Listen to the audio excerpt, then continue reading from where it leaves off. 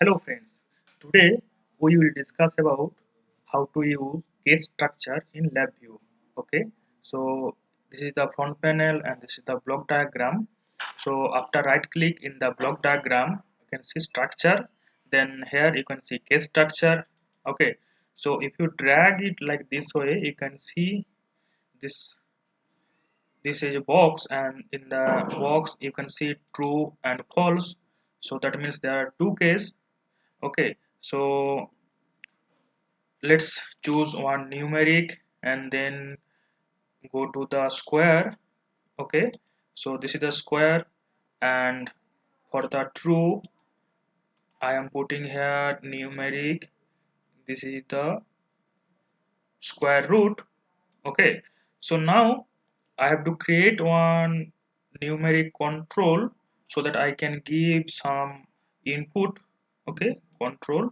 So I am putting it outside, and I have to create one indicator so that I can see the output, so that will go outside the case. Similarly, I have to wire in the false case as well. So in the false case I have to connect with this square with this input, and this output will go to the output. Okay, so now you can see for false it will be square, and then for true it will be square root. Okay, now in the as there is a question mark, you can see this is the case selector. That means when it will choose true and when it will choose false, that you have to fix. So how it will be fixed? So you can put some boolean. For example, you can see some control, see some boolean game. So this is on and off. So if you put some on and off, then for example, for in on case, that means true. If you put 2, then if you run the program, it will be square. So now it will be 1.414 like this. And if you off it, and then if you run it, then what will happen? Then it will square. So what is happening when this is on? Then that means true. So in the true case it will be square root, and when this is off, that means false case. So in that case, false case, it will be square. So now you understand. So let's do another way. So let's delete this boolean, and then in the comparison you can see you can choose greater than. So greater than or equal to, here this y I can put create constant 0, and this x I can connect with the my input. So this palette means whether this x is greater than y or not. Okay, so if x is greater than y, that means it will be true. So in that case, this square root will execute, and if it is less than, is not greater than 0, then this false. That means this is the square program will execute. Okay, so let's connect with this case selector. Now it is connected. Now 2, for example, if I put 5, then what will happen? 5 is greater than 0, so that means true will execute. That means it will be root over 5. So let's run the program and see 2.23607 is coming. And for example, if you put some -2, then what will happen? This -2 is not greater than 0, right? So that means it will be false. So in that case it will be square. Okay, so now after square it will be -2 into -2, that means 4. Okay, so that's how it is working case selector. You can do various case selector. Okay, so now let's increase the number of cases. Now we are using two case only, true and false. So let's use one more case. Then if you use one more case or more than two cases, then you cannot use this boolean case selector or greater than or equal to. This you cannot select, you cannot choose, because in this case you can, there is will be only two option, either yes or no, on or off, in the boolean case. So in that case you have to delete this, and let's do another way. So first, if you right click here, you can see add case after.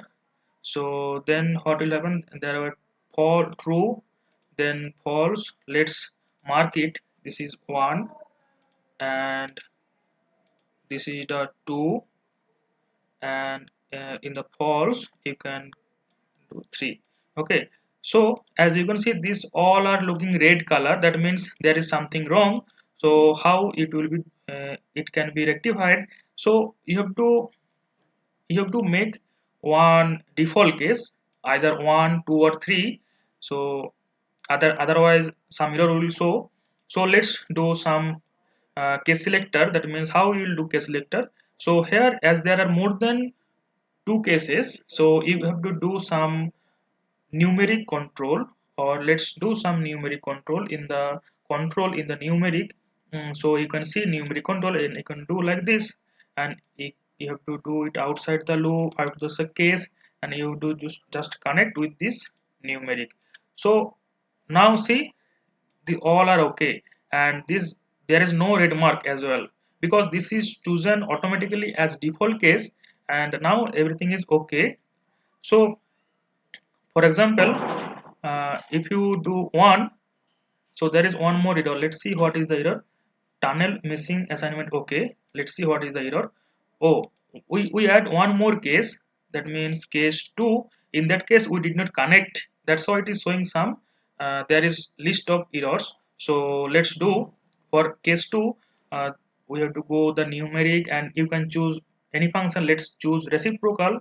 Okay, so I will connect with this input with this, and this will go to the indicator. Okay, now I hope everything is okay. Okay, now there is no default case. Okay, that's why this error is coming. So let's choose in one, number one is a make this case default. Okay, now see, there is no error. Okay, now you can do as you wish. So for case number one, so here numeric is also 1. So if you put -2, what will happen?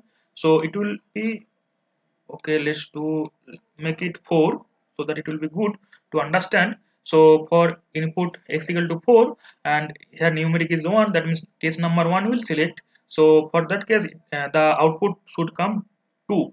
Okay, let's run the program and see, 2 came. Now if you increase the numeric, that means 2, that means number 2 will select, that means this will select.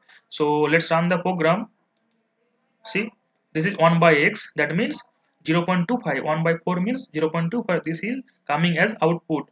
And if you choose the third case, that means square, and here you have to also select the numeric. Then if you run the program, it should come 16, that means 4 square. And let's run the program. Let's see what will happen. Okay, see, 16. That means this program is working fine. So that's how you can also create many cases, as many cases as you want. And remember one thing, for each case you have to do some case selector. If there are two cases, then it will be easy. You can choose some numeric or boolean, whatever you want. And if there are more cases, then you have to do some numeric. Okay, and that's how you can run your, and you can create your own program. Okay, so let's stop today.